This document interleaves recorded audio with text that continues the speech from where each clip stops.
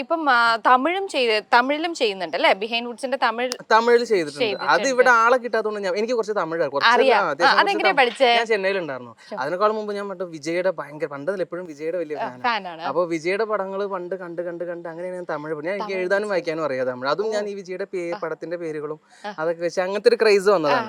അപ്പൊ അതുകൊണ്ട് തന്നെ ഇപ്പൊ ഈ നാട്ടില് ചില സമയത്ത് തമിഴ് പടത്തിന്റെ പ്രൊമോഷൻസ് നാട്ടിൽ വരുന്ന സമയത്ത് ഇവിടെ തമിഴ് അറിയാവുന്ന ആങ്കേഴ്സ് ഉണ്ടാവില്ല. അപ്പൊ ഇവര് വിളിക്കും, ശാമ്പർ വിളിക്കും, അമ്മീനെ ഫ്രീ ആണോ, നമുക്കൊരു തമിഴ് ഇന്റർവ്യൂ ഉണ്ട്. പിന്നെന്താ, അപ്പൊ എനിക്കും അതൊരു എക്സ്പീരിയൻസ് ആണ്.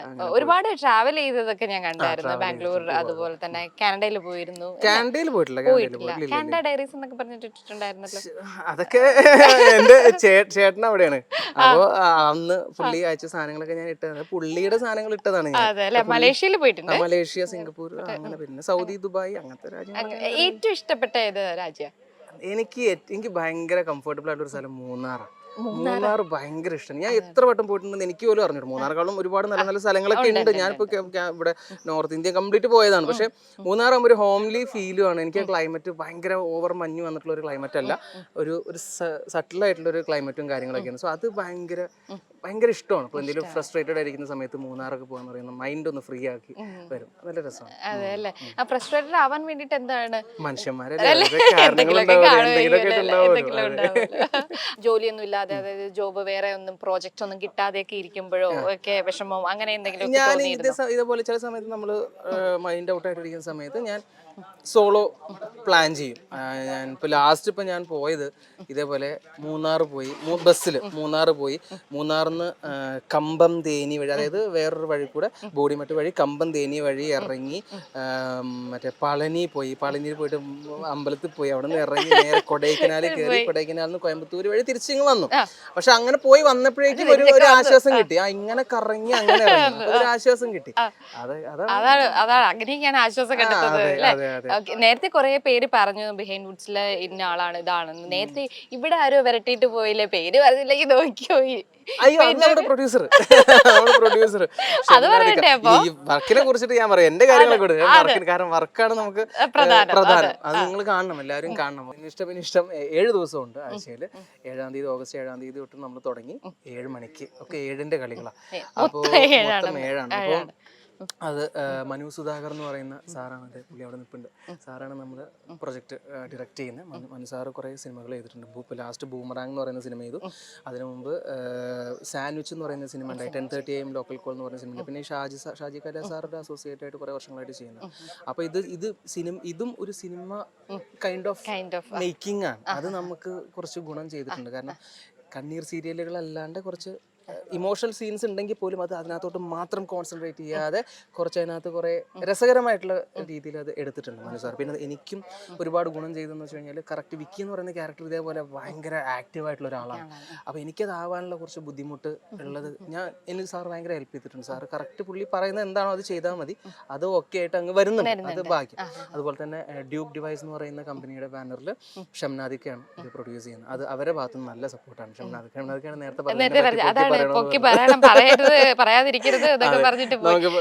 കാര്യമായിട്ടുള്ള ബുദ്ധിമുട്ടുകളോ സംഭവങ്ങളോ ഒന്നും നമുക്ക് വരുത്തിയിട്ടില്ല. ഹാപ്പിയാണ്, രണ്ട് കാര്യം എല്ലാം കൂടെ ഹാപ്പിയാണ്.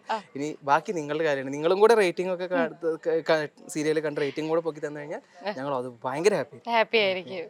ഓക്കെ. അപ്പം നിന്നിഷ്ടം എന്നിഷ്ടം എന്ന ഈ സീരിയലിൽ ഇപ്പം ആക്ടിങ് ആണല്ലോ ചെയ്യുന്നത്.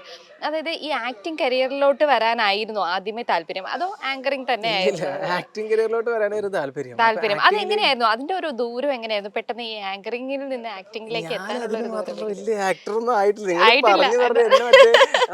നായകൻ ഹീറോ ആ ലെവലിലേക്ക് ഒന്ന് കൊണ്ടുവരല്ലേ. ഞാനിത് തുടങ്ങിയിട്ടുള്ളൂ. ഇത് മറ്റേ ആക്ടിങ് ആണ് നമ്മുടെ ബേസിക്കലി. നമുക്ക് എളിമയാണ് സുഹൃത്തുക്കളെ, എളിമേടൊന്നുമല്ല, ഇത് സത്യം പറയുന്നതാണ്, കാര്യം പറയുന്നതാണ്. നമ്മൾ അതിന് മാത്രമൊന്നും ആയിട്ടില്ല. അപ്പോൾ ആക്ടിങ് ആണ് ബേസിക്കലി താല്പര്യം. അപ്പോൾ ഒരുപാട് പേര് ആങ്കറിങ്ങിലൂടെ വന്നു എന്ന് കേട്ടിട്ടുണ്ട്. അങ്ങനെയാണ് ഞാൻ സൂര്യ കോമഡിയിലേക്ക് സത്യം പറഞ്ഞ കാസ്റ്റിംഗ് കോളിൽ അവർക്ക് VJ ഹണ്ട് ഉണ്ടെന്ന് പറഞ്ഞിട്ട് അങ്ങനെ ഞാൻ അയച്ചു കൊടുക്കുന്നത്. പിന്നെ അതിനകത്തുനിന്ന് സെലക്ട് ആയി ഷോർട്ട് ലിസ്റ്റ് ചെയ്തു, എന്നെ വിളിച്ചു, അങ്ങനെ തുടങ്ങിയ. പിന്നെ അതിനകത്തോട്ട് വന്നപ്പോഴാണ് എനിക്കിതൊരു ഇഷ്ടപ്പെട്ട് തുടങ്ങിയത്. പക്ഷേ ഈ സ്റ്റാർട്ടിങ്ങിൽ ആദ്യം പറഞ്ഞതുപോലെ ഞാൻ അത്ര സോഷ്യലായിട്ടുള്ള ഒരാൾ ഇപ്പം എനിക്ക് എന്താ പറയുക, പെട്ടെന്ന് ഒരാളായിട്ട് വന്ന് വർത്തമാനം പറയാൻ എനിക്കത് പറ്റൂല. ഇങ്ങനെ ഇരിക്കും, കുറച്ച് പരിചയപ്പെട്ട് കഴിഞ്ഞാൽ എനിക്ക് ഓക്കെ ആവുള്ളൂ. പിന്നെ ഇത് പിന്നെ ഇന്റർവ്യൂ ആയ കാരണം കുഴപ്പമില്ല, നമുക്ക് ഇങ്ങനെ പോകും. അതല്ലാണ്ട് ഞാൻ ഇത് ഹോസ്റ്റ് ചെയ്തെടുത്ത് ചെയ്യേണ്ട ഒരു അവസരം വന്നു കഴിഞ്ഞാൽ ബുദ്ധിമുട്ടായിരിക്കും. ഇപ്പോൾ അനീഷ ഒരു സെലിബ്രിറ്റിയാണ് പുതുതായിട്ട്, അപ്പോൾ ഞാൻ ആദ്യമായിട്ട്, അപ്പോൾ നിങ്ങൾ എന്തായാലും റെസ്പെക്ട് ചെയ്തിട്ടായിരിക്കും ആ സാധനം എനിക്ക് വരും, ഒരു പേടി വരും, അങ്ങനത്തെ സംഭവം ഉണ്ടാവാറുണ്ട്. പിന്നെ അത് പോകെ പോകെ പോകെ ഇങ്ങനെ ശരിയായി വന്നു. ഇപ്പോഴും ഉണ്ട് സംഭവം, ടെൻഷനും കാര്യങ്ങളൊക്കെ ഇപ്പോഴും ഉണ്ട്. അപ്പോൾ അങ്ങനെയാണ് എൻ്റെ യാത്ര. അങ്ങനെ ആങ്കർ ചെയ്ത് തുടങ്ങി അങ്ങനെ സൂര്യയിൽ തന്നെ സീരിയൽ വന്നപ്പോൾ നമുക്കൊരു അവസരം കിട്ടി. അങ്ങനെ ഇപ്പോൾ ഇവിടെ വന്ന് നിൽക്കുന്നു. ഓക്കെ, ഏത് ആക്ടറിനെയാണ് ഏറ്റവും ഇഷ്ടം?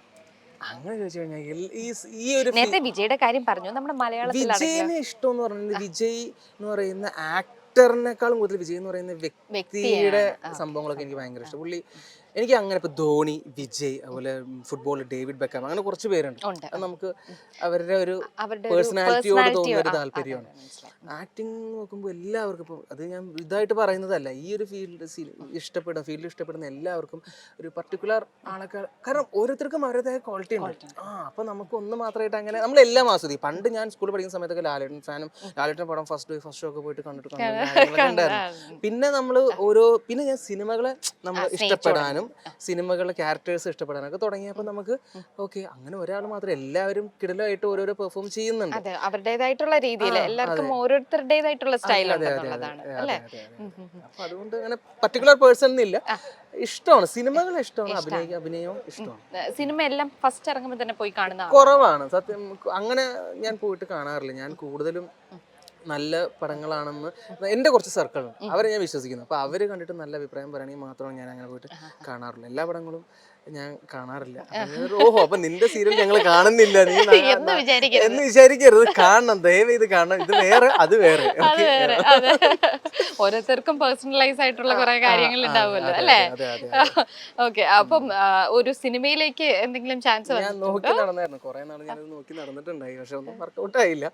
അങ്ങനെ ഞാൻ കുറച്ച് ഗ്യാപ്പ് ഒക്കെ എടുത്തിട്ട് ഇതിനകത്തോട്ട് മാത്രം കോൺസെൻട്രേറ്റ് ചെയ്ത് കുറെ നടന്നിട്ടുണ്ടായിരുന്നു.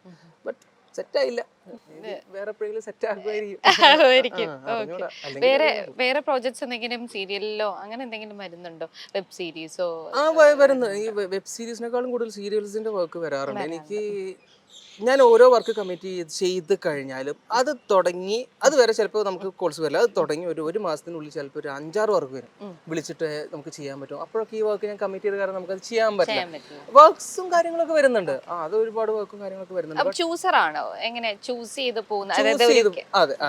ചൂസർ എന്ന് പറഞ്ഞാൽ നമുക്ക് അതിന് മാത്രം അങ്ങനെയല്ല ഞാൻ ഉദ്ദേശിക്കുന്നത്. പക്ഷെ എന്നാലും നമ്മൾ നോക്കിയിട്ട് എന്തെങ്കിലും ചെയ്യാനുണ്ടോ എന്നുള്ളത് നോക്കിയിട്ടുണ്ട് ഒബ്വിയസ്ലി. അപ്പോ അതുകൊണ്ടും ഒക്കെയാണ് ഇത് കമ്മിറ്റ് ചെയ്യാനുള്ളത്.